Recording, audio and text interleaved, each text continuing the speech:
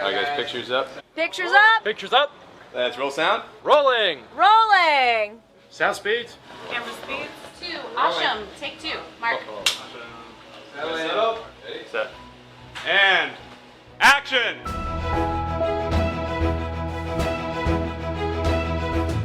Welcome to the Penn Cinema Podcast, your behind-the-curtain connection for movie news and reviews. Now here are your hosts, Penn Ketchum and David Moulton. Welcome to the show. I'm David Moulton. And I'm Penn Ketchum. What's up? I was waiting. You pressed start, and then I was waiting to hear the intro song. Oh, because you thought we were live. I mean, right. I mean, Yeah. I just, like... You're like, where is it? What's going on? It's trippy. Yeah. I hear you. Well, welcome back from the dead, David. Yeah. I was a bit, we tad under the weather. David was flirting with disaster over Yeah. here. I was like, not working out for me here. You're right. Is there anyone down there? I like how you said down there, not up there. Yeah. I mean, you know. I don't want to be presumptuous. Yeah. You know what I mean? Yeah. I saw a shirt the other day that said, there's a bunch of people climbing a mountain, and it said, we can't kill God till we get to heaven. And I was like, Oh, my God. That's so dark. Oh, my God. That's terrible. Yeah. I got in a car accident one time. Whoa. I was an innocent victim. I was driving slowly, swear to God, around like a little backcountry road, and this kid driving a Honda Civic was coming the other direction, and he was driving like a bat out of hell. Right. He takes the corner too fast and loses control. He goes off the road on the other side and then overcorrects, Oh, no. shoots back into the road, and crosses over the lane and strikes me and him. Both were spun around and off the side of the road. This was years and years ago, probably 20 years ago. And I get out of the car, and I look up at God, and I'm like, bruh, if you want me, you better send more than a Honda Civic. And then I told that story. Actually, it was 20 years ago. It was. It must have been in the summer of 2006 because I told that story to a guy who was a construction worker working on that new theater they were building on Airport Road. Oh, that one? Yeah. I heard about that. And I was talking to him, and I told him the story, and I told him what I said, and he goes, hey, Penn, I don't know nothing about nothing. But if it was me, I wouldn't maybe be getting into a pissing match with God. And I'll never forget he said that. And I was thinking to myself, that might not be bad advice. You might be onto something. Maybe I'll just try to be a little more humble and just, it's cool. We got a good thing going, More of a thank you. Right. Yeah. Yes. Yeah. Maybe that would have been the more appropriate attitude. Not a challenge. You're going to come at the king. You best not miss. Wow. Yeah. And you're still here. Yeah. He didn't pick you up. No. He looked at it and said, too easy. Moved on. Yeah. I want a real challenge. Right. I said, yeah. Right. Wow. Speaking of a real challenge. Humility at its best. Yeah. Remember how we just had Comic-Con? Yeah, sure. Totally remember that. And then we had a week off. Right. We were like, that was too much. Right. Whew. I know. Well, we had the live show. Right. And then we had Comic-Con. You'd think they would plan around the live show. I know. They thought 1 week was enough. They were not. I think they were worried we would take all the press. Yeah. They wouldn't be able to get their Disney news out into the world. Right. Which makes total sense. Right. And and even at Comic-Con, we were like, wow, Marvel's kind of showing up. Yeah. That's crazy. Yeah. But then this week. Woo. D23. Yeah, it's here. And there were a lot of things. Can we pause? Yeah.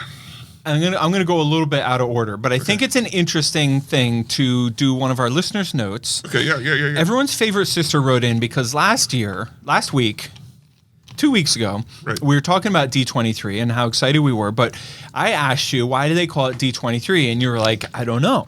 Yeah, and she works. She works for the company. For Walt Disney specifically. Right, for Walt himself. Yeah. His freeze-dried brain. Yeah, he doesn't say much, no, but he's pretty demanding. Right. Jen's job is to sit quietly in front of the freezer and make sure when people are getting ice cream out of the freezer, they don't touch the head. Nobody messes with the head. Yeah. The frozen head is over here. Yeah. Your Neapolitan ice cream is over here. Don't get confused. For the love of God. The juice sticks right next to it. The juice sticks are in the middle, keeping them, square. Yeah. Your A&P brand frozen vanilla ice cream is on the left. Box. Right, the box. Remember that shit? Yeah. All right, so everyone's favorite sister writes in and says, D23 is because the Disney company was founded in 1923. We had 100 years of, let me rephrase that. We had 100 years of magic celebration and everything last year. Geez, I mean, if you're not a Disney nerd, I can see why it would slip your mind. Yeah. So what? So D23 because the company was founded in 1923. Yeah, not 2020. Right. Not last year. Because that was last year. Yeah. Should I start calling myself? We should have like big annual meetings and call it like the P6, the PO6. Yeah. Yeah, it doesn't have the same ring to it. PCO6. PCO6. That could work. That could work. C3PO. Yeah. I think D23 has a nice ring to it, and I want to thank everyone's favorite sister for explaining it to us. And David, why don't you walk us through? Yeah. Because D23 this year in A of 24 made big news. Yeah. A24. Is that why it's called A24? That's why it's called A20. Right. Yeah. All right. Big news. Avatar 3 got a title. There's a lot of announcements, a lot of TV show stuff, which we won't get into. But they announced Avatar 3 is now called Avatar Fire and Ice. Wait, ice or ash? Fire and ash. Sorry, like you said. Yeah, that's what I said the first time. Right. I misunderstood you. You were questioning. Right, I heard you. I was thinking about something else at the time. Yeah, it's in the back of the ice cream. Right. Yeah. Fire and ash. So it's a very red logo going against the blues. So I like that. We'll see. They're trying to differentiate themselves. Now, do we have any rough? I mean, it's James Cameron, so it could be 20 years. But didn't he filmed it already though? Didn't he? Did they? Yeah, they filmed it. Oh, together. They did. That's right. They did 2 and 3. Yeah, if they gave a date, I didn't catch it. Okay. Yeah, they did announce Incredibles 3. Can you just refresh my memory on this franchise? Incredibles? No, Avatar. Avengers. Avatar. My boy, if you can't tell Avengers and Avatar apart, we got far bigger problems. We got bigger problems than we even thought. Yeah. We're going to have to pause the show and go over something. We knew we were carrying the guy, but Jesus Christ, if he can't tell the difference between... No, my pause was, can you remind me, how did Avatar 2 do? I mean, I know it did great business for Penn Cinema and for movie theaters in general, but was it well received? Did people love it? Are people excited for Avatar 3, or are we just releasing it because we released it? I don't know. You don't remember? Because I don't know anyone who I know people who saw. I know a lot of people who did. No, that was the thing that we kept asking. Oh, that's right. Who's seeing this movie? That's right. Because no one you talked to had seen it. It was a massive #1 hit that nobody saw. Right. Yeah. So somebody saw this movie. Right. But I don't know. Yeah, that was what you're exactly right. That's what we were talking about, was the movie was the #1 hit and my theater was packed, but you and I didn't know anybody who had seen it. Right. Exactly. Yeah. Yeah. Interesting. All right. Well, anyway, I'm excited for Avatar 3, and you were saying something about Toy Story? Well, Incredibles 3. Oh, the Incredibles 3. Yeah. So they just announced it with a title screen, but then they had a little bit of a teaser for Toy Story 5. And I saw that the premise that they talked about was Toy Story 5 is going to be the toys versus kids playing with iPads. That's going to be the issue. The toys are having to deal with the kids not playing with toys anymore. They're playing with iPads. That's dangerous, and I'll tell you why. At the beginning of this, I was excited because I was like, this is great. Toy Story and Incredibles, they can take a page out of Despicable Me and the Minions and all those little yellow people and Gru, and they can just keep making Toy Stories and Incredibles forever. You know, good storytelling, et cetera, et cetera. I really just hope... I just, there's nothing worse than preachy, oh, you're on your phone too much, and you're on iPads too much. And I don't think it'll be that because the Toy Story movies have never been preachy. Yeah. They've always been like wholesome about Yeah. growing up and moving on. I hope that they like are making fun of ourselves rather than preaching, how we should be. There will be some sort of, I'm sure there will be conflict between the two aspects and the toys being forgotten.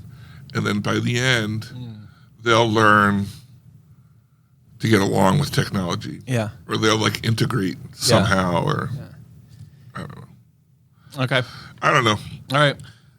Then we got a first look at the Fantastic Four suits. It was the whole cast sitting around a table, like doing a press junket, but then Johnny Storm was fully costumed. Ooh. Everyone else was just their regular actor selves. Johnny Storm. Yeah, they weren't playing the characters. They were just Yeah. like. So that's being filmed. That's going on. They also released like the theme song. This is a big one. This is huge. It's huge. This stopped traffic in my house. I bet. Yeah. Yeah. Freaky Friday. You're familiar. pff. Lindsay Lohan, Jamie Lee Curtis. Yeah. Freaky Friday 2 is coming. Is it going to be freakier, It's going to be... or is it the freakiest? It's going to be Freakier Friday. Okay. That's the official title. And do you want to guess what happens? I want to guess that the third one is going to be called Freakiest Friday. That's when they switch with the grandkids. All right. So what happens in Freakier Friday? I'm gonna just take a leap here So you're not telling me. No. You're articulating a guess from the pictures. Okay, from the pictures. Jamie Lee Curtis and Lindsay Lohan back at it again. Oh boy. Now older. They can't relate again because now Lindsay Lohan's a full woman. Maybe she has kids of her own, and Jamie Lee Curtis is a grandmother, maybe, or just an older mom. So And this they don't see eye to eye. But then they switch bodies, and there's some compassion. and then they learn how to live with it. There's some empathy involved. Yeah. I feel like if a mother-daughter went through that in their younger years, they wouldn't need to relearn the lesson and go through it again in their older years. You would think that. I would also think that the ability to relate with a teenager is a lot different than the ability to relate with an adult, like with a 30-year-old. Yeah, yeah. Right? I guess. I mean, I don't know. What's going through my mind is wasn't there a remake of Freaky Friday called like Friday or something like that? Well, there was Freaky. Oh yeah, it was just called Freaky. Wasn't that it? That was the horror one. Oh, was it? Oh, gotcha. Yeah. Okay. Well, anyway, Freaky Friday's exciting. Yeah. And then, I mean, if it couldn't get any better. Yeah. Right. Then they showed, and I got to see this. It leaked online some places because it didn't leak at Comic-Con. They showed the same footage for Brave New World, the Captain America Brave New World. Not Captain Marvel. Right. And it has a lot more of what the story is. So, first off, the overarching thing is it's not just the president wanting to bring back Captain America. He wants to restart the Avengers, and he wants Captain America to reform him. So that's big news. So cameos. I thought the president was a bad guy. No. He turns into the Red Hulk. Okay. Who is good, bad, whatever. Aren't we all? Yeah. So they showed more footage of the Red Hulk. Okay. The primary conflict is going to be over. I don't think you saw Eternals, but at the end of that, there was a big giant guy in the ocean that turned her stone. Why don't you think I saw the Eternals? I don't think you did. I just don't remember you seeing the Eternals. Okay. I feel like you would have skipped that one because it wasn't doing well. And it's not necessarily like you're not the person who needs to see all the superhero movies. Right, but when you and I have reviewed it the week it came out, oh, that's true too. You're absolutely. I forgive you. Your first premise is completely correct. Right. My premise, I think, is also decent, but the variable that we have to both account for is I have no idea. Yeah, right, yeah, and I don't know either. As Kaylee would say, there's no way to know. Because I feel like it was one of those movies that like I didn't personally enjoy. So that if you were on the fence, Yeah. I could have very easily been like, "Don't bother, I'll just talk about it." Yeah. So. We don't usually do that unless somebody reaches out like, "Hey, I'm running tight," or you right, know. or like we're going to talk about Trap. Are and we? Well, you are, because I didn't see it because I wasn't feeling well, and you said don't bother. But spoiler alert. Anyway, it's about the big giant guy who's in the ocean is full of Vim and vigor. adamantium. Oh, right. Oh, yeah.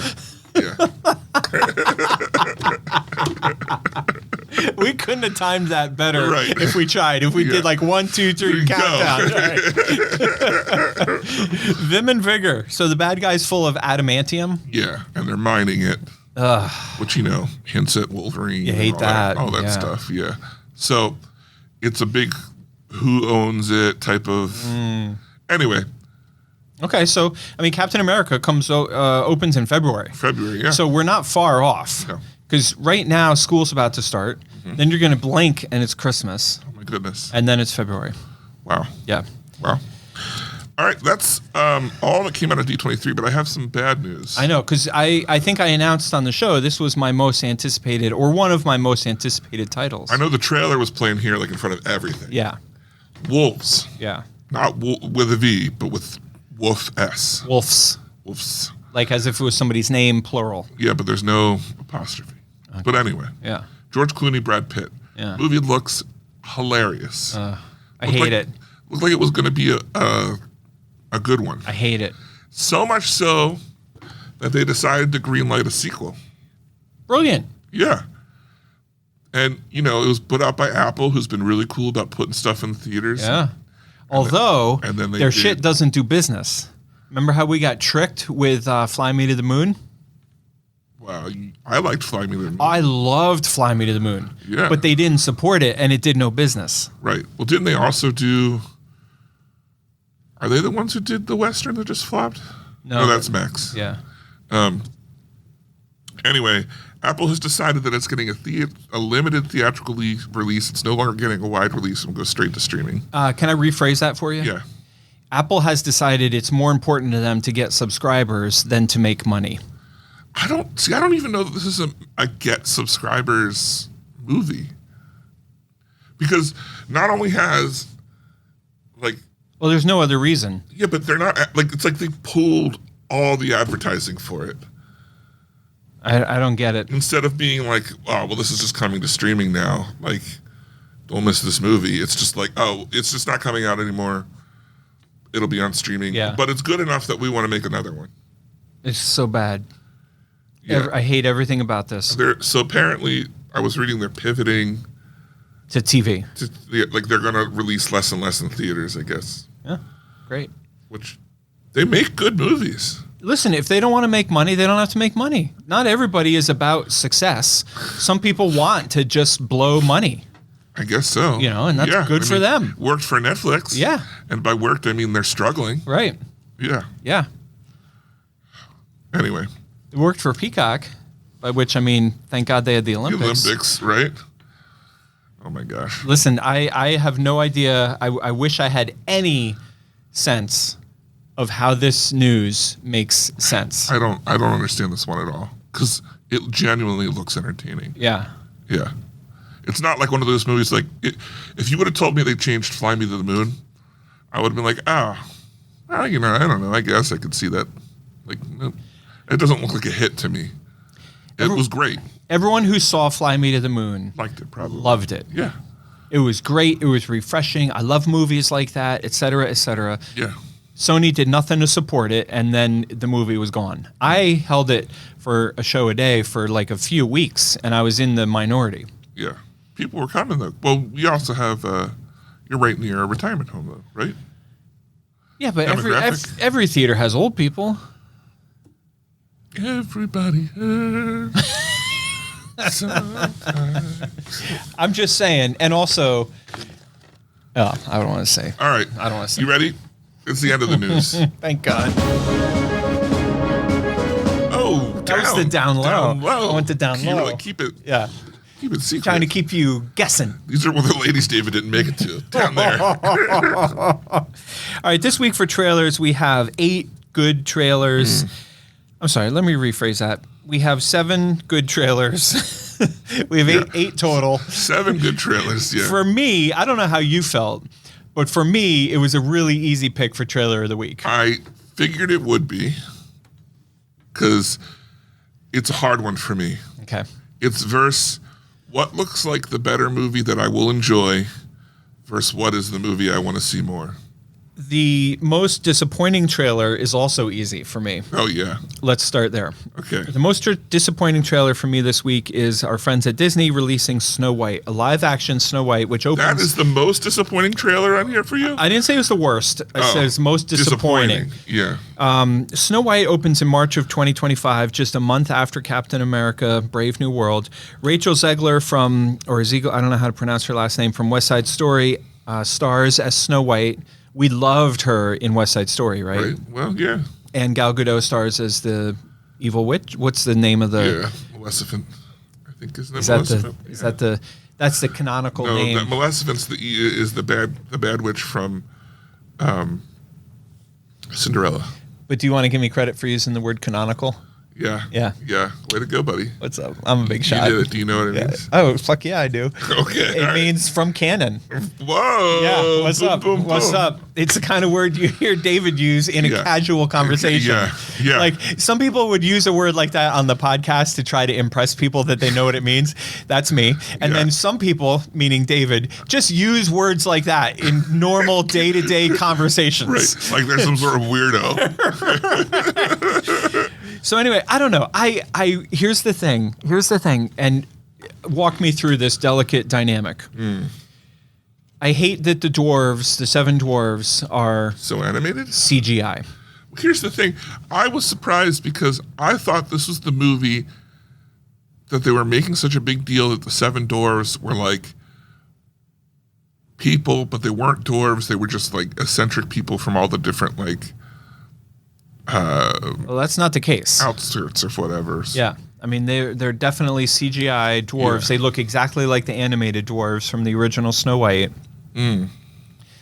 I'm anxious. That's the word. I'm anxious. I love the original. I love this story. I love Snow White. I love Disney. Watching this trailer made me anxious. I think it looks like whatever. Snow White has never been anything I've Yeah. really, like even the old movie I thought was Yeah. boring as a kid. All right. Well, talk us through the first one on our list here. Moana 2. As per usual, covering the first one second. Right. Yeah. Yeah. That's how you do. Yeah. This movie is a sequel to Moana. It features Moana and whatever character The Rock plays, as well as a pig and a chicken and some coconut guys. Yeah. And there's definitely water. Yeah. I will say this movie looks like something that people who liked Moana would like this as well. I will take it a step further. Yeah. I will say that Moana is a very popular title. Boom. You and I kind of both missed it, right? Yeah. Yeah. But Moana, Moana is a very popular title. B, Moana 2 looks to be very consistent with Moana. Yeah. And then 3, I'll take it a step further. This particular trailer really got me interested. Like, okay, this looks like fun. A strong female lead, a girl saving the world. Like, this movie looks like what I thought to myself while I was watching the trailer was I need to go watch Moana so I can enjoy Moana 2. Moana's supposed to be really good. So therefore, I'm sure this will be fine. I'm going to say that this trailer really did its job. Yeah, They set it up Okay. nicely. They gave some story. They gave a look into some of the comedy. Yeah. Like she gets stung. Somebody hits her with a blow dart or something, and just as she's cursing Coco, and then they hit her with the dart, and she goes nuts. Yeah. Right? Get it? And it's funny. It's like coconuts, but it had the you made the laugh. it had the comedic pause in the middle. It was great. What a way to go. Yeah. What a joke. I think this will do well. All right. The next trailer is easily my trailer of the week. Right. And it's I'm going to give it my runner. My trailer of the week is called Saturday Night. It's a great trailer. It's an origin story of Saturday Night Live. I recommend highly that you go watch the Red Band trailer for Saturday Night. It opens on October 11th. And here's the thing. I'm going to put this trailer in front of Deadpool. Oh yeah, good. I am. I'm going to do it. It's like it feels a little bit like a mismatch, but I mean, Captain America is the attached trailer, and that's the perfect fit for Deadpool.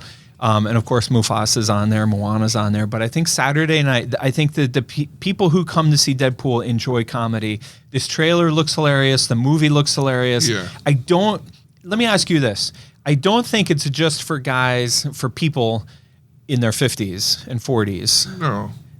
Like, do you think the movie was funny enough to stand on its own? Yeah. Yeah. Yeah, I think it's interesting. If you've ever been a fan of SNL, I think that you'll like this. Yeah, yeah. And I think it looks good enough that everybody will like it. It opens the week after Joker, which I think is perfect timing. It's a great movie for the fall, October 11th. I can't wait. They got Lorne Michaels, Chevy Chase, all the old school. Yeah. John Belushi. It's going to be great. It'll be good. Next up is Paddington in Peru. Now, I was like, did we already have this trailer? But this was a new trailer that didn't show anything new from the last trailer, but I think was a better trailer in advertising Paddington. I agree. I think, correct me if I'm wrong, but I think the first trailer we watched was this trailer, the UK version. Because when I Googled Paddington in Peru to watch his trailer, I got the UK trailer, which released like a month ago, and then I got US, which released like last week. That might have been the difference. Yeah, because it was much longer. It was much longer and better. And it had a lot more in it. This was just kind of like a tease, and I was like, man, this is effective. Where the other one gave you like the whole plot. Yeah. Yeah. No, I thought this was good. Next, we have maybe the worst trailer of the week. The The biggest cash grab possible. Disagree. You disagree? Yeah. Usher, Rendezvous in Paris. Yeah. This looks hard. This looks like he saw all the other concert videos and then was like, why don't we record next week? It opens on September 12th. I'm not saying this is my trailer of the week. I'm not even saying it's a good trailer, but I don't think it's a bad trailer. I think if you were an Usher fan, you would dig this trailer. And okay, so maybe it's a cash grab. I'm not going to argue with that, but isn't that what we were just lecturing Apple TV about? Yeah, I guess. Trying to make money. I mean, good for Usher. How dare they? He knows where to make money, and that's in movie theaters. So he made a concert video, took a page out of Taylor Swift's book and a page out of Beyonce's book. Did it work for Beyonce? Yeah, she made some money. It wasn't. Beyonce's problem is that she opened up like a few weeks after Taylor Swift, or maybe a month or whatever. It wasn't long, and so everybody compared. Taylor Swift's was a iconic, once in a generation event. Yeah. Beyonce's was just another concert video. I think Usher's is going to be just another concert video, but I think they're both successful. Good for them. I think you're being a little poo-poo on this. I am. Little hee-hee, poo-hoo, she, pee-pee. Yeah. Now, here's the movie I want to talk about. Oh, The Babadook. okay. First of all, did you watch this trailer? I did. The whole thing? Yeah. Okay. Did you see, this is a horror movie. And did you see the review? This horror movie opens on September 19th. Did you receive the review that called it the most provocative horror movie to emerge this century? No, the one I remember is they said I'd never been this scared in the theater or something like that. Let me ask you something. Yeah. Somebody says this is the most anything this century. Right. What are you talking about? Because movies have only been around for a century. So why would you say the most provocative horror movie this century, or why wouldn't you just say the most provocative horror movie ever? But before you answer, and yes, I know that movies were started in the 1884 with Round Hay Gardens was the first silent movie ever made, and I get that. It was filmed in London. You with your knowledge. I know my fucking movie history. My question is, I feel like it's misleading to call it this century, because if you mean the last 100 years, then you should just say the most provocative horror movie to emerge ever. Or if you really mean this century, meaning the 2000s, then you should say the most provocative horror movie in the last 25 years. Either way, I feel like it's a little bit of hyperbole, and it makes me doubt the veracity of your review. Gee, with your words. Here's what I think. Here's what I think. When you say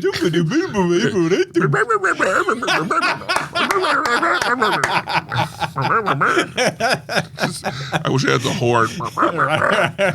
Charlie Brown. David, what do you think? Here's what I think with David. Our oldest joke. Yeah. I feel like what they're saying is this is the greatest movie in the last 100 years, right? Okay. Right? Okay. That's a ballsy statement. Right? But if you say this is the best movie ever, that means that it's like if you're saying best horror movie ever, that means that forever. It means no movie from now on can beat it. Where the best movie in the last 100 years can be topped in the future, whereas the best movie ever can't be topped. So you're claiming history and also the infinite future. Yeah. Fascinating. Yeah. That is a That's- fascinating statement. The next time somebody says to me, "This is the best movie ever," or whatever, I hope they Yeah. say like, "This is the." This is, That's our voting. That's this, our. I know. They're following our footsteps. I don't blame them. Yeah. You know, who wouldn't? We make But bold statements. But if somebody says this is the best team ever, they're watching sports ball Will never be beat. and they're watching their favorite team and they say this is the best team ever. That's the question. Is like the best team even in the infinite future. Yeah. There's never going to be a better team. Right. That's what they're saying. Let me ask you this, because this is a battle that I fight. I think Taylor Swift is the greatest musician ever. Boom. All time. In your sense of the word. Yeah. And I think she's bigger than the Beatles I would not argue that. and Michael Jackson. I wouldn't argue that either. Yeah, okay. You were getting ready to say something. Yeah. Here's a battle that I fight. Okay. If I say to you on Tuesday, I bet you have a lot of secret battles inside your little head. nobody knows. Right. I fight them strong and hard, and I never give up. I'm so brave. If I say to you, any day of the week, up until Friday, we're going to do it next Saturday. Oh God, I When- know. When is that? It's not this coming Saturday. It's the following Saturday. It's not the literal next Saturday. correct. I think that is wrong. It's That's the next one That's because you are a literal person. coming up. Yeah. What was that thing we discussed the other day about, or a couple weeks ago about trying to find in movies when you complain about like not having set it up enough properly? Yeah. And then and we discussed how you like to know, you want to hang your hat on something, and we talked about you being a very literal person. Right. And you're not cool with like just willy-nilly. Next Saturday can't be, because what I mean by next Saturday in your verbs is really The following Saturday. It's called the following Saturday. it's the second Saturday. There's two Yeah. Saturdays. Yeah. Right. Right. Yeah. I have that argument at work all the time. Like, oh, we're doing that next weekend. I'm like, okay. Well, next weekend is in, Right, in 4 right. days. Right. No, that's this weekend. If you meant This weekend isn't until you're in it. if you meant the weekend in 4 days, you should have said we're doing that this weekend. That's what no, this weekend is also the next weekend. Right. No, I I agree with you. I'm helping argue your point. Right, yeah. I'm saying if you meant the one in 4 days, you should have said this Saturday. Yeah, but they're never talking about this Saturday. They're always talking about 2 weeks away. And I'm always like, all right, well, that doesn't leave us a lot of time to get ready. Right. They're like, no, it's like a week and a half. Right. And I'm like,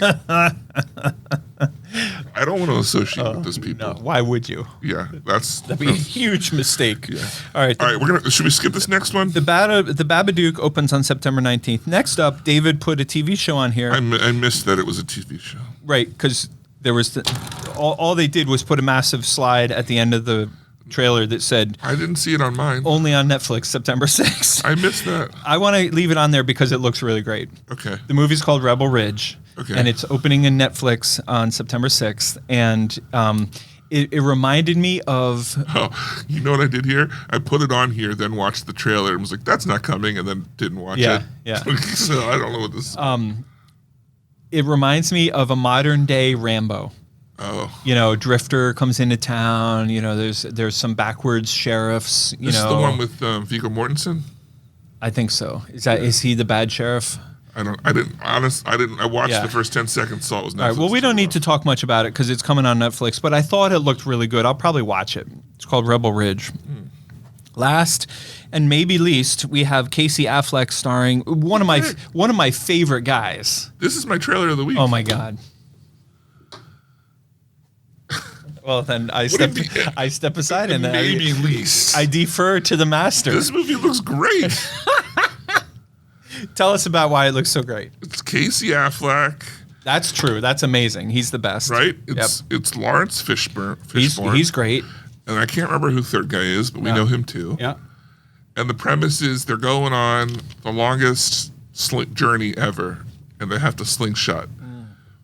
And then they start going crazy on the spaceship. Right. They're hallucinating. Yeah, they're hallucinating, and then maybe the captain is cutting corners and making the trip bad. They're never going to get back because he's sacrificing things just to do the thing that they want to do. This movie looks good, and I hope you shut up. And I hope you shut up. Yeah. Boom. I don't know. This movie didn't do it. This trailer didn't do it for me. To hear you talk about it, I'll have to rethink why it didn't do it for me. Like, because everything you just said is true, and those are all good ingredients for a fun movie. Was it because this is the last one in the trailer and your attention span didn't have it in it for another trailer? Maybe. It could be. I did watch it. I mean, I watched the trailer. Okay. You know, but and it looked fine. I'm not trying to badmouth it, but I didn't. But you want to. Something about it rubbed me the wrong way. But you want to badmouth. Something about it made me feel like it was cheap. No, it definitely looks like an indie movie. Yeah, Yeah. 4 sets. that's what I'm saying. Used over and over again. That's what I'm saying. Yeah. Well, that's all the trailers we have.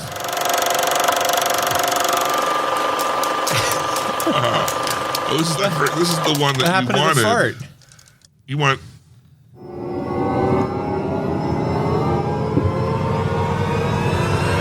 Premature fart on your end. So now we got the worst of both worlds. Right. We made people listen through 2 overly long sound effects. Perfect. And they only release so many minutes in the day, and you're wasting them on us. Slingshot opens in theaters on August 30th, and I hope it does good. I hope it's good. Okay. Movie review. Way to backtrack. What? Huh? What? What? Say now? All right, I'm going to touch base on Trap Who's real Trap? quick. Let me give you a guess Oh, set it up. from the trailer. He's trapped in the concert. He can't get out. Yeah. Works his way backstage. Yeah. Right? Somehow convinces the Taylor Swift to get him out. The rock star. Yeah. Yeah. And then she's his prisoner. This is you guessing? Yeah. Okay. That's all I know. And then what? After that. Okay. He gets out. So did anybody tell you the twist? Later, What was the twist that they told you? it was his wife who turned him in. Oh, his wife turned him in. Yeah. Yeah. That's the big twist? That was what I was told. Okay. Yeah. Because I'm still looking to find out what the twist was. Oh. I watched the whole movie. Yeah. I saw it with my own 2 eyes and my ears. Whoa. And yet, so like when people ask me what's the twist, I tell them the twist is there's no twist. Like I did not like this movie. I thought it was that his wife suggested that it was him, and it turned out that he was, or something. all that does that's not a twist. All that does is explain why the cops knew he was going to be at the concert. The cops knew he was going to be at the concert. You find out later in the movie because the wife knew that he was the Boston Strangler or whatever, you know. Is it that there was no twist, or is it that M. Night Shyamalan makes bad movies? I'm not going to say that. I'm not going to throw him under the bus, but this movie was... He's only done it to you every single time. We saw a movie this week about abusive relationships. I really struggle to find anything nice to say about this movie. Every plot point was clumsily foreshadowed ahead of time. He gets in the thing, and the guy at the snack bar says, "Oh, the only way out of here is through the backstage." Okay. So he works his way backstage. "Oh, the only way out of here is if you're with Raven, the pop star." Okay, so he figures out Raven. "Oh, the only way is out of here is through her limousine." So he does get her out. She does get him out. Yeah. Okay. She does because he's got a hostage somewhere. Oh. And he tells her, "Hey, if you don't escort me out of here." I had so many problems with this movie. My number one problem is the writing was bad. Crazy on M. Night Shyamalan. Which has always been a problem for M. Night. Usually his stories are so interesting, nobody cares about the dialogue. This dialogue was awful. My second problem was, and I fully understand the willing suspension of disbelief. We have talked about this on this show a dozen times, 100 times. I don't know. We've talked about it a lot. And I'm a very easygoing believer. You want to tell me that there was a hatch, then I'll believe there was a hatch. Like, I am an easy critic. I want to believe the story that you're telling, right? Yeah. But when it's so obvious, like, for example, he gets up on the roof, hoping to escape the roof of the arena where he's trapped. And there's a bunch of armed police guards on the roof, which of course there are. Makes perfect sense. Every other inch of the stadium is under lockdown, right? Yeah. And they're all looking for a guy that matches this guy's description. All the cops on the roof are like, "Who are you? What are you? Oh my God, let me see some ID." And he pulls out his employee card that he had stolen from somebody else and says the safe word, that employees were given ahead of time. And the cops are like, "Oh, okay, you're cool, but you're not allowed to be up here. You better go." Like, no picture ID, no, like, go downstairs and question him, like no follow-up, not like...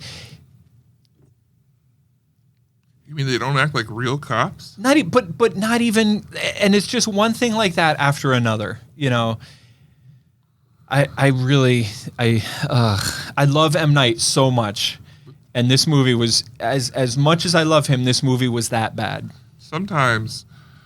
when the people you love hurt you. This week, you and I both watched a beautiful movie called It Ends With Us, starring Blake Lively and the director of the movie. Did you notice that? The guy who plays the good-looking hunky guy. The husband or the other guy? The husband, the main character. It's the director? Is the director.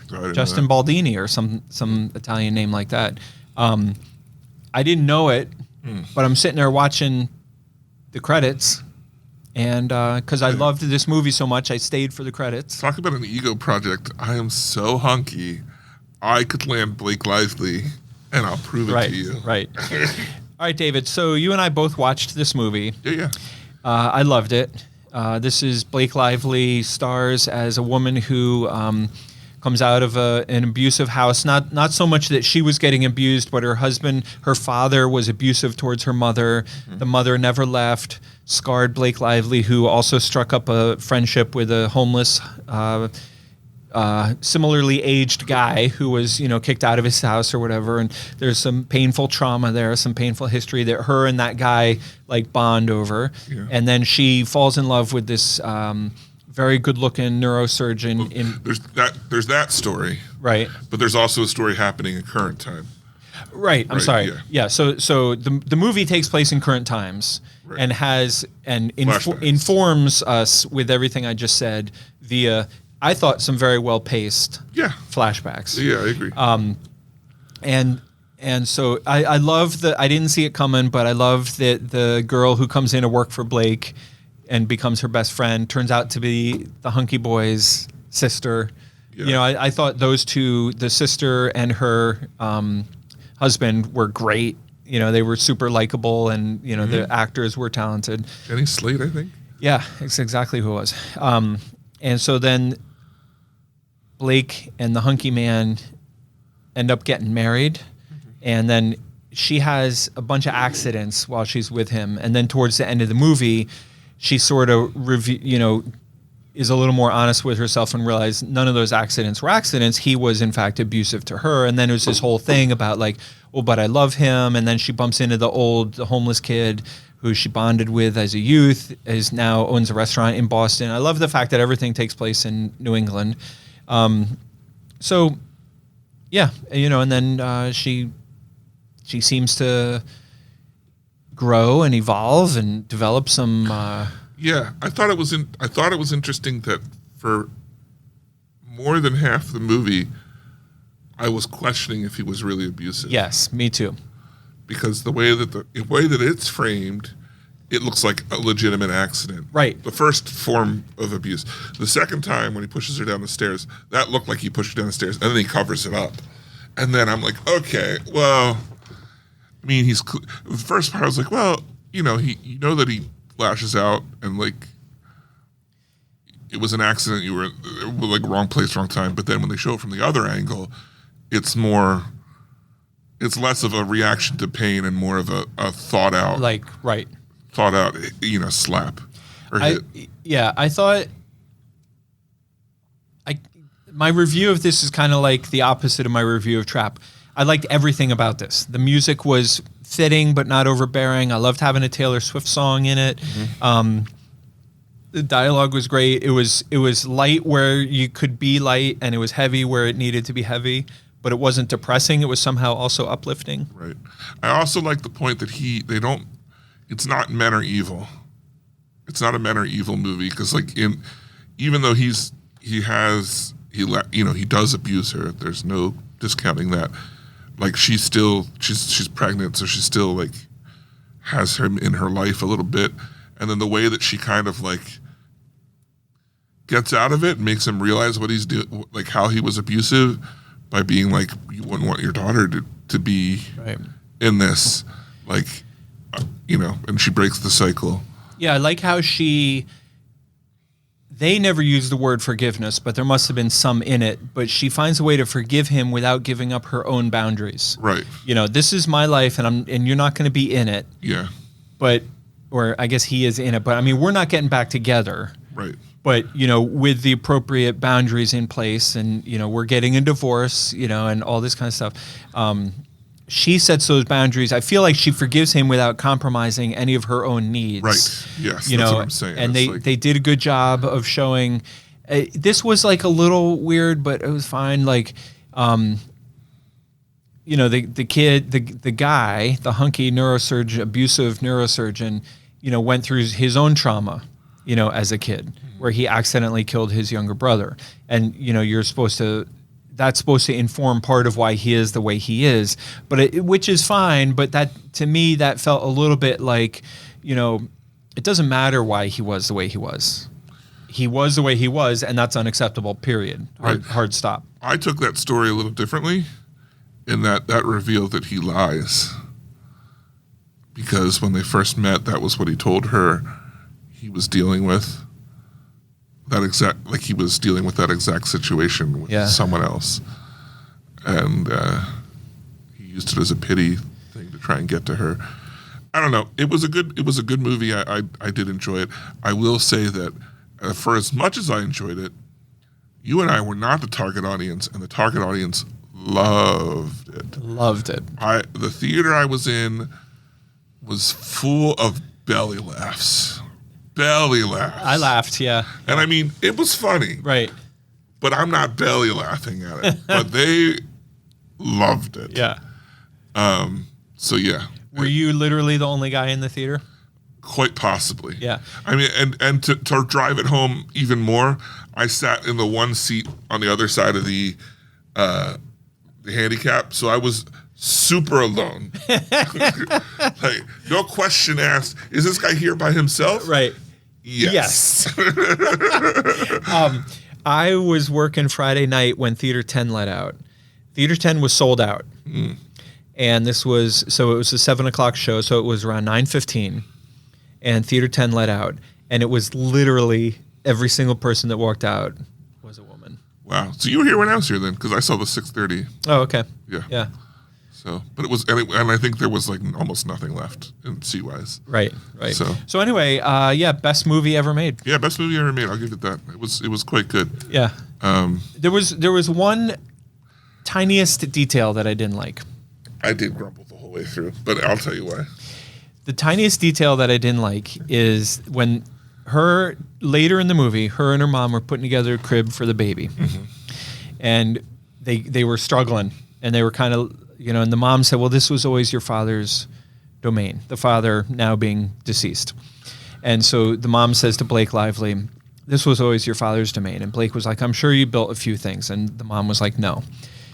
I would have liked to have seen the two of them bond over successfully completing and building the crib because they both could, right? Yeah. But instead, a couple scenes later, here comes neurosurgeon, abusive bohunk in to... Are you saying this movie doesn't pass the Bechdel test? Right. Yeah. She still needed a man. Right. And clearly she didn't. I mean, that's what I thought too. She built that whole flower shop by herself. Yeah. And well, she was pregnant. No, I know, but the mom was also. They could have gotten it done. The mom could have done it. The best friend could have done it. Mm-hmm. A million other people could have done it. And I guess maybe they needed an excuse to get the man in the room so that she could, to show that they're trying to dip their toe back in some form of civility. Mm-hmm. That type of thing. But I didn't like it. You know what I couldn't stop thinking about and almost ruined the movie for me? How the flower shop in the movie was nowhere near as cool as the flower shop in our lobby? You're on point with what? How the flower shop in the movie did not look like a functional flower shop and looked like a fairy tale flower shop. It looked like a set piece from the Eras tour. Yeah.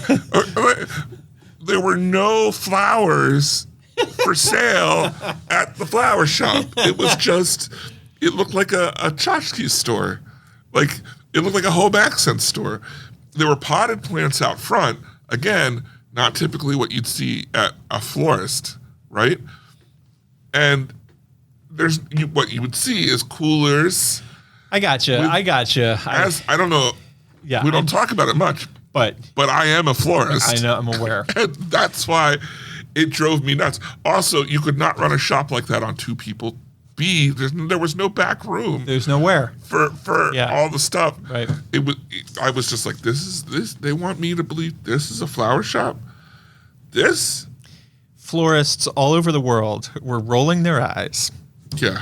So, didn't we one time make the mistake of calling you a horticulturalist? No, that was my primary degree, was horticulture. All right, so that's what it was. So now your feathers are changing a little bit because one time I called you a florist and you were like, "No, I'm a horticulturalist." No. I'm but that's because we were talking about something that was horticultural.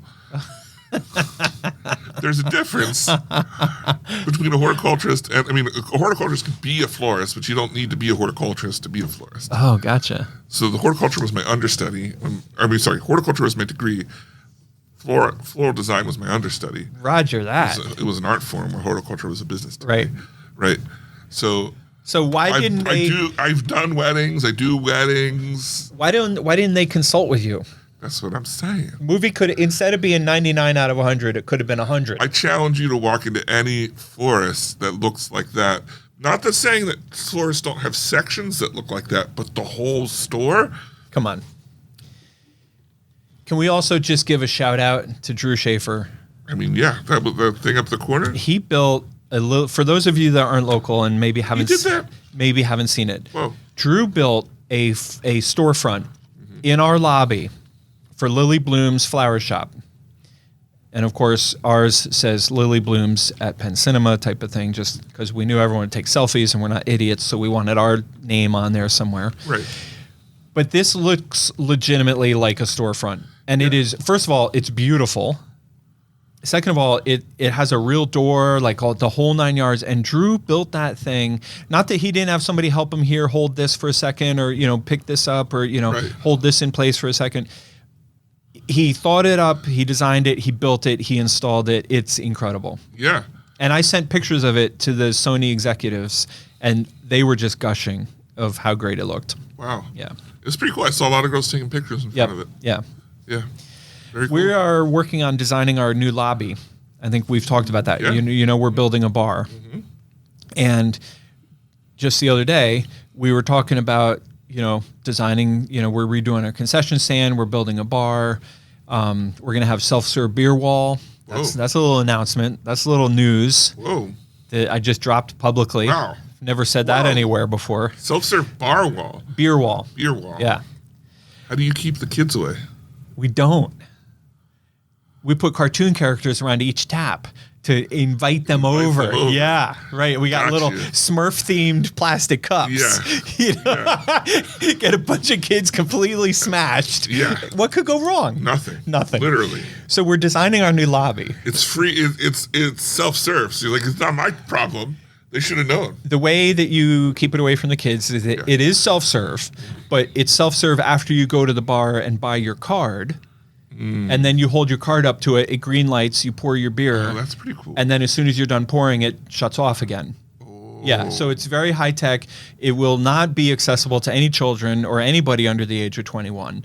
And we didn't invent the thing. It's been in place at some other theaters that we visited to great success, with zero problems of kids. You know. Right. Yeah. So anyway, the reason why I mention it is because we're going through all these details on designing our new lobby. We're also moving the soda machines from the front of the lobby over to where the game room is now. Legasp. And then the other day, Drew says to me, you know what we overlooked? I said, what? He goes, where are we going to put our selfie displays? Because if you remember, Drew has had, there's been some pretty good ones up this there. flower display takes the cake. Barbie. But he had that great Barbie box. That was another big one. But even like he had that Imaginary Friends display, which was great. He's done, a ton of really great work. And so we want to preserve. So we're keeping that in mind so that we can continue his evolution. Right. Yeah. Yeah, that's awesome. Yeah. So anyway. So cool. All right. It ends with us. Highly recommend. Yeah. Next week. Go see it. Alien Romulus, right? Yep. Sweet. I'm looking forward to it. All right, moving on to listener feedback, comments, questions, so forth and so on. Right? Here's an interesting one. Nick Landis playing already.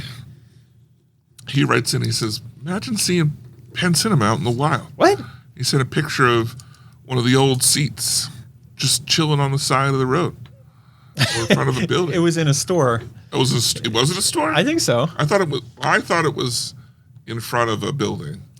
Let me tell you a story. I thought it was the building in Ephrata. It could be. It was definitely out of Ephrata because a lot of our old seats ended in Ephrata. Okay. Here's what happened. I'm going to tell you a two-part of this story because the first part I don't think I ever shared publicly. Okay. I went out to Comic-Con or CinemaCon. Yeah. And explored all these new seats. I think Amy and I, sat in these. The kids might have been with us, sat in these, tested these, felt these. Oh, these are the seats we like. And we bought the seats and we installed them. What we failed to account for is that when you sit up from the seats, the seat bucket that you sit on doesn't fold up. Uh-huh.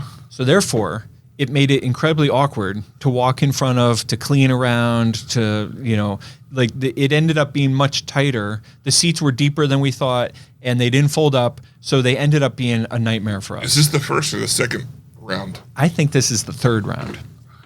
We've been through a lot of seats. This might have been the second round. Okay. So if you're old school, you remember we had those blue seats when we opened, those blue velvet type of seats, which were super comfortable. Yeah. And it was really funny because we were known for our comfortable seats when we first opened. Those were peak for me. Those were the best. They were the best seats you've ever had. Those are great seats. Yeah. Ultimately, over time, we wanted to improve that. And a lot of people were getting leather seats and a lot of people were, going down that road. So we went and picked them out and I completely dropped the ball on, it was at least $100,000, if not more, worth of new seats. But I never thought of like, what's it going to be like if the seats don't lift up when you're not sitting in them, right? Anyway, it ended up being a huge problem. Which kind of was okay because then later we needed new seats. And so we were just happy to get rid of those. When we got rid of them, we didn't know what to do with them. A bunch of them were donated to our friends at Zootropolis, who put little coverings over the headrest that says Penn Cinema. But if you go see a movie in Zootropolis and it feels like Zootropolis has those great couches and sofas and armchairs. Yeah. And there's 1 or 2 rows of movie theater seats. Those came out of Penn Cinema. Right.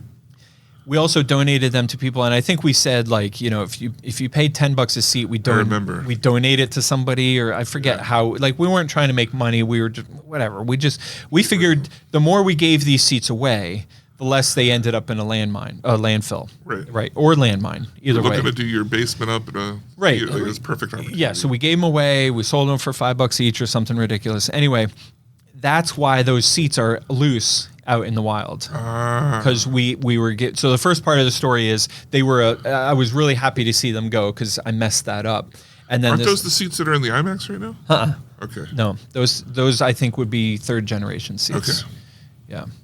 Interesting. So anyway, Nick, thank you for pointing that. That's always fun. Yeah. One place where you can go reliably to see them, and I think they still say Penn Cinema, is I forget the name, but the Sharper Barber Salon in Ephrata, the one that's up on the second floor. Okay. They have their whole waiting area is like 6 or 10 Penn Cinema seats. Interesting. Yeah. Okay. Sharper Styles, I think is the name of it. Okay. Yeah. They weren't in. You didn't put them in the Ephrata one. No. Oh, we did, but those are. Third generation as well. Yeah. Interesting. The bucket lifts. See, I thought this was out in front of the old theater, the Ephrata, Yeah, no. because I thought his second question had to do with that, which was that's why I didn't include it. I don't remember what it was. The Ephrata Theater, for people ask me all the time, the Ephrata Theater sadly remains closed. Yeah. And then coming up after that, we have. That's right, everyone's favorite sister. Everyone's favorite sister. So when you say everyone, are you including everyone who has ever lived and everyone in the future, or just everyone right now? I'm including everyone currently. Currently. So Yeah. so there may have But I'm been not saying- there may have been favorite sisters in centuries gone by. Right. But since circa the 1970s Everyone or 80s. who currently exists Right. all has a favorite sister. Right. And And it's everyone's favorite sister is this Is this particular one. particular Okay. one. Yeah. But not everyone all time. No. So there may even come a time in the As- future. Well, no, I think as long as this sister exists, Oh. she will be everyone's That's favorite the sister. detail. Okay. That's So the delineation. There may come a time when she's not around. The demarcation. God Right. forbid. Yeah, no. No. I'm assuming 100 years that from she now. will just ascend into the sky. No bad thing will ever happen. To the great Sisters in the sky. The great castle. What's the castle in Disney World? Whose castle is that? Is that Snow White's? Cinderella's. Cinderella's, the great Cinderella castle in the sky. Yeah. She'll look up and she'll say Aurora, and then she'll float. And then Maleficent will be like, psych. Psych. Got her. All right, so we already explained that she wrote in, everyone's favorite sister wrote in and spelled out D23 for us. She also wanted to comment on Deadpool and Wolverine by saying she went into it with high expectations and they were blown away. Boom. The scene with Wolverine chewing out Deadpool was perfect. The one scene with that one actor who's been in some MCU movies, I screamed twice. I'm sure you can guess which times. She got to be talking about Chris Pine, right? Chris Evans. Chris Evans. Yeah. I thought I was finally correcting myself by saying Pines because I wanted to say Chris Evans and I thought, oh, don't make that mistake again. You could have just called him. It's probably Chris Pine. Yeah. All right, from now on, Chris Pine, Star Trek. From now on, I'm never saying anybody named Chris their last name. Perfect. Anybody. All right. Oh, speaking of more Deadpool news, Okay. and then I'll let David speak to the last. Are you going to review the last comment she made? Sure. This is a continuation of the Deadpool. I didn't realize that this was a continuation of the Deadpool commentary. She goes on after praising how great Deadpool was. She says, here's a funny story about Deadpool. They premiered it on the Disney cruise ships. The first R-rated movie they've ever shown. They had a crew member outside the theater making sure only 17 and plus year old kids were allowed in. They weren't checking IDs or anything, just trying to keep out the younger kids. Wow. That's interesting. First ever R-rated movie on a cruise ship. On a Disney cruise. On a Disney cruise ship. Right. Well, shown in their theater. Right. Yeah, I don't know what they have in the rooms, but she says, I 100% disagree with David, and by that I mean Penn. Wait, I think you may have misread that. Just you want to double check your notes. No, it says sorry. You're right. I 100% disagree with David. I love the casting of Robert Downey Jr. as Doom. I don't think it takes away at all from Endgame Tony. He's a completely different character. At least he is to me. They made a big deal about anchor beings in Deadpool. People have speculated that Tony Stark is an anchor being for Earth 616. What if they're right? Similar to Deadpool needing a Logan to save Earth 1005, but this time it goes horribly wrong and they pull in the Doom variant. I would definitely get behind that plot line, and that would explain what our Robert Downey Jr. was cast. I think you're overthinking that, and that the main Marvel line does not have that. I think if it's an anchor being, it's Captain America, and not Robert Downey Jr.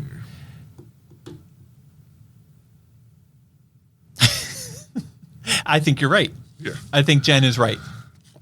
Not you, David.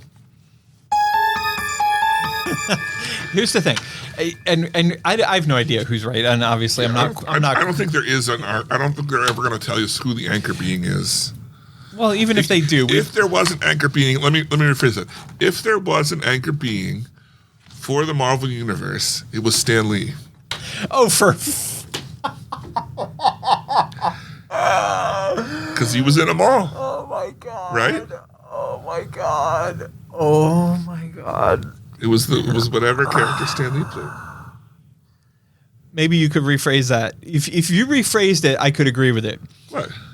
If there was ever an anchor being for the Marvel Cinematic Universe, it would be Stan Lee's ego.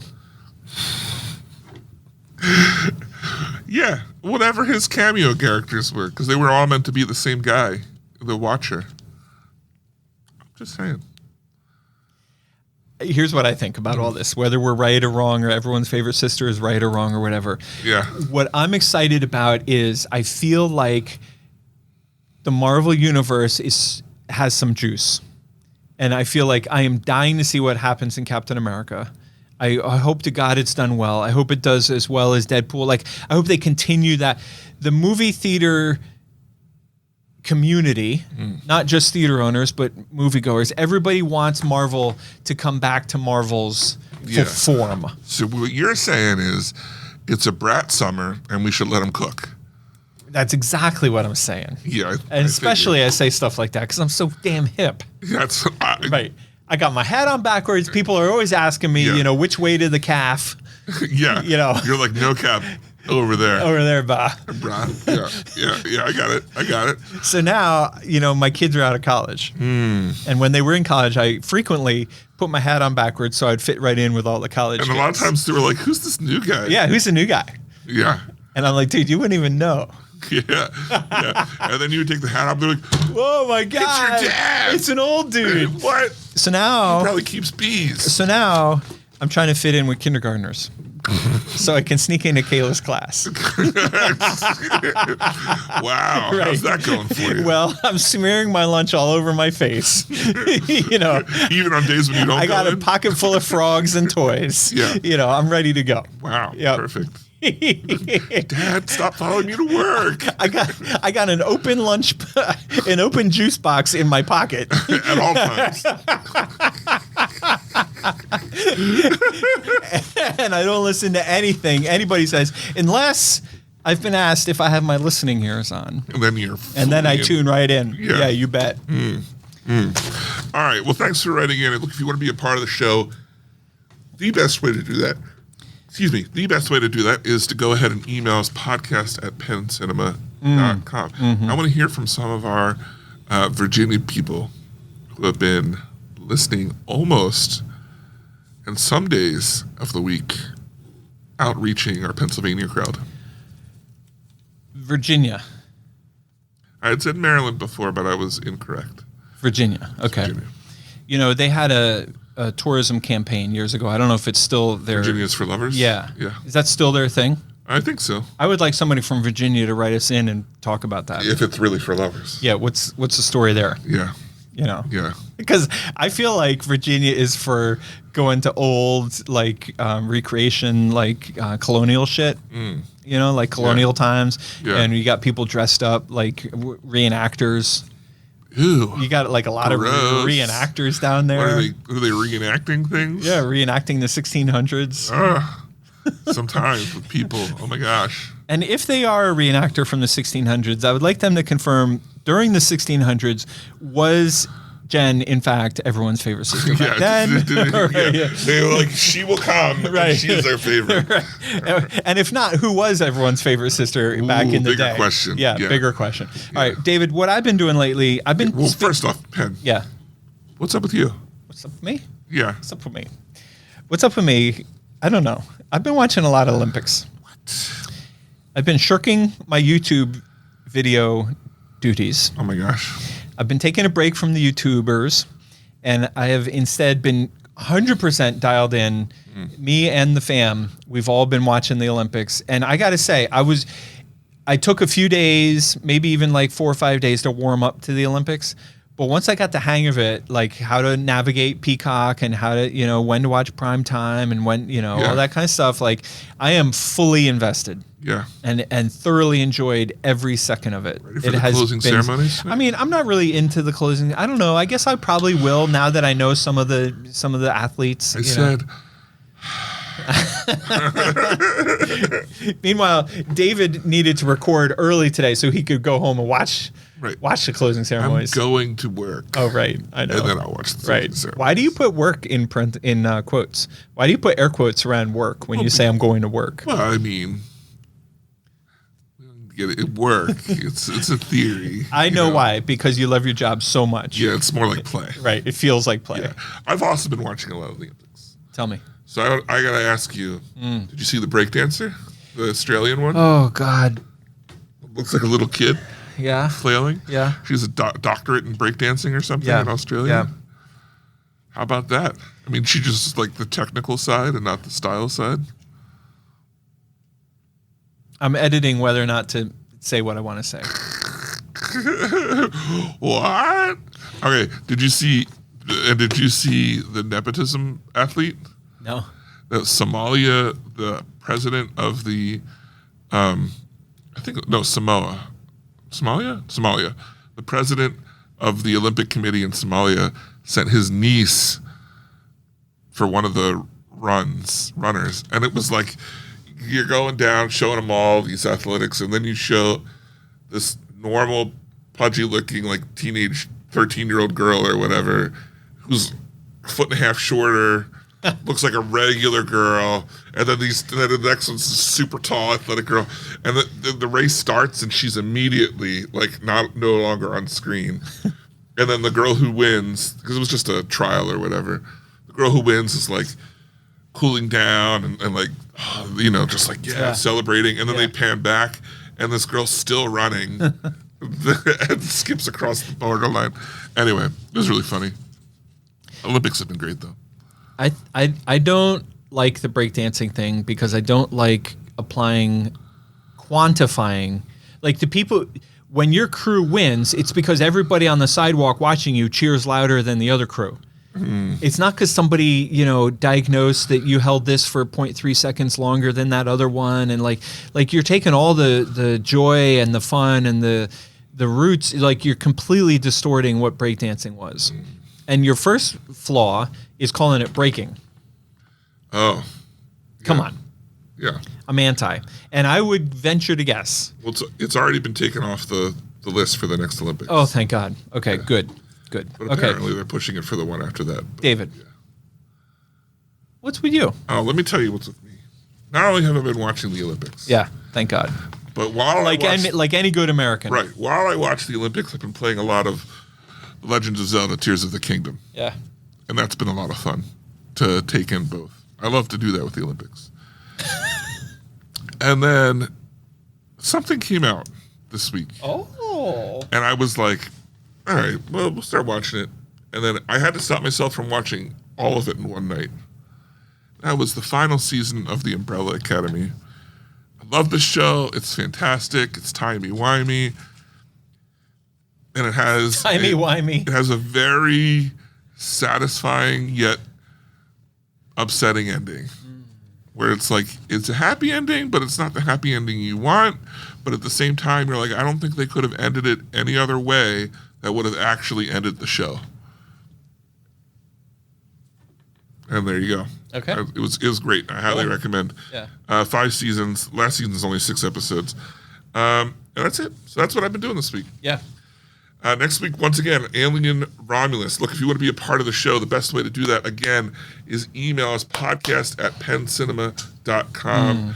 that's the way to get in. But if you want to support the show, Penn, what's the number one way people can do that? Well, David, we get a lot of questions, as you know. We field a lot of listeners' calls. Yeah. And our number one or two topic, the topic most frequently asked, is Dear Penn and David. Yeah. I find my best friends incredibly annoying. Tell me about it. What can I do to get back at them? Yeah. And I mean, I think it's time that we finally address this burning question. And so what we recommend, David and I consulted with a variety of highly paid psychiatrists. Yeah, we keep them on board for some reason. But Obviously. Finally gave them something to do. Had something to do. Yeah. They're every week at the staff meeting, they're like, guys, what is our role here? What do we do at this business? Right. Yeah. And so we consulted with them and we found out what you can do for your incredibly annoying friends is to just have some fun. It'll make you smile and trick them. And the trick that is being recommended that we're sharing now with our listeners is when your friend is at their most annoying, pull them aside real serious and be like, listen, you should listen to the Penn Cinema podcast. Yeah. This also works for when your friends are depressed. Right. Pull them aside. They're like, Right. my grandma just died. Just be like, hey. Don't say I'm sorry. Yeah. No. I think now's the time. Right. You should listen to the Penn Cinema podcast. Right. So, and it's interesting because it also works really well for friends who are not annoying. Right. You know, so your friends who you just can't get enough of. Yeah. You know, what you want to do is make sure that they're in on it with you. With those guys, you can be like, let's listen together. Nobody should have to listen alone. But also download on two separate devices, so it gets two hits. Right. Yeah. Right. Yeah. All right. Now, say you don't have any friends. I was wondering how you were getting. Okay. Yeah. First of all, you're wrong because you got us. Yeah. Okay. We're your friends. Right. So if you don't have any friends, then tell us how much you enjoy the Penn Cinema podcast, and we would love to hear from you. Right now, you can email us podcast@penncinema.com. Yeah. It's the final week to do so because next week we're new going to be email. unveiling a Yeah. whole new email address. So Yeah, to go along with the beer wall. right. Yeah. Yeah. All right. Well, that's it for the show. Next week, Alien Romulus. We'll see you then. Once again for the Penn Cinema podcast. I'm David Bolton. And I'm Penn Ketchum. Take care and party on. Thanks for joining us this episode. Our hosts would love to hear from you. To contact the show with your thoughts and reviews, email podcast@penncinema.com. This podcast is a production of Penn Cinema. Escape to the movies at Penn Cinema, featuring crisp digital projection, killer sound, reserved seating, and premium power recliners. With locations in Lancaster, Pennsylvania, Wilmington, Delaware, and Huntington Valley, Pennsylvania. Showtimes and tickets available at www.penncinema.com.